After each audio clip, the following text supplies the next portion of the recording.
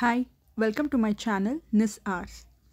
ಇವತ್ತು ಒಂದು ಸಿಂಪಲ್ ಆದ ರೆಸಿಪಿ, ಅದು ಮಶ್ರೂಮ್ ಬಿರಿಯಾನಿ. ಹೇಗೆ ಕ್ವಿಕ್ಕಾಗಿ ಈಸಿಯಾಗಿ ಕಮ್ಮಿ ಇಂಗ್ರೀಡಿಯೆಂಟ್ಸ್ ಅಂದರೆ ಮನೆಯಲ್ಲೇ ಇರೋ ಇಂಗ್ರೀಡಿಯೆಂಟ್ಸ್ನ ಉಪಯೋಗಿಸ್ಕೊಂಡು ಹೇಗೆ ಮಾಡೋದು ಅಂತ ತೋರಿಸ್ತೀವಿ. ಫಸ್ಟು ಮಶ್ರೂಮ್ನ ನೀಟಾಗಿ ಕ್ಲೀನ್ ಮಾಡಿ 2 ಪೀಸಾಗಿ ಕಟ್ ಮಾಡ್ಕೋಬೇಕು.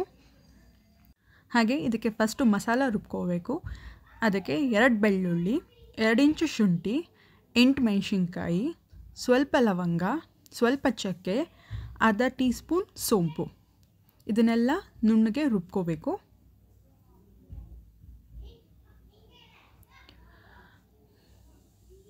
ಈಗ ಒಂದು ಕುಕ್ಕರ್ಗೆ 4 table spoon oil, 2 table spoon ತುಪ್ಪ, ಎಣ್ಣೆ ಕಾದ್ಮೇಲೆ ಇದಕ್ಕೆ ಪಲಾವ್ ಎಲೆ, ಸೋಂಪು, ಚಕ್ಕೆ, ಲವಂಗ, ಏಲಕ್ಕಿ ಎಲ್ಲನೂ ಹಾಕಿ ಬಾಡಿಸ್ಕೋಬೇಕು.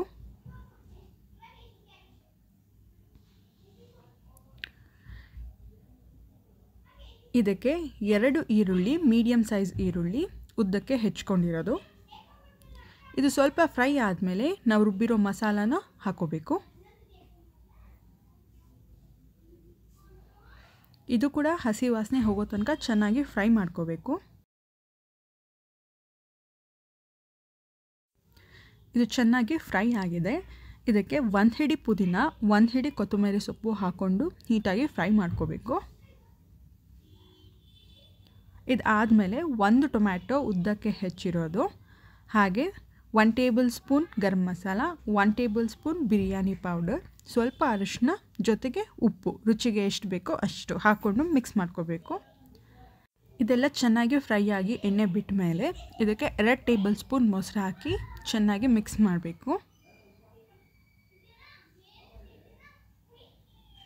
ಈಗ ಲಾಸ್ಟಲ್ಲಿ ಮಶ್ರೂಮ್ ಹಾಕಿ ಜಾಸ್ತಿ ಫ್ರೈ ಮಾಡಬಾರ್ದು, 1-2 ಮಿನಿಟ್ಸ್ ಮಾಡಿದ್ರೆ ಸಾಕು.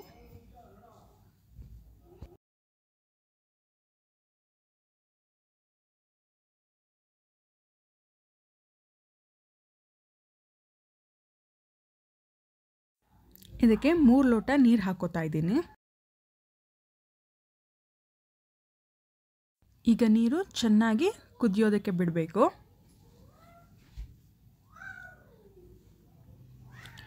ಈಗ ನೀರು ಕುದೀತಿರೋ ಟೈಮಲ್ಲಿ ಅರ್ಧ ನಿಂಬೆ ಹಣ್ಣು ಹಿಂಡಬೇಕು.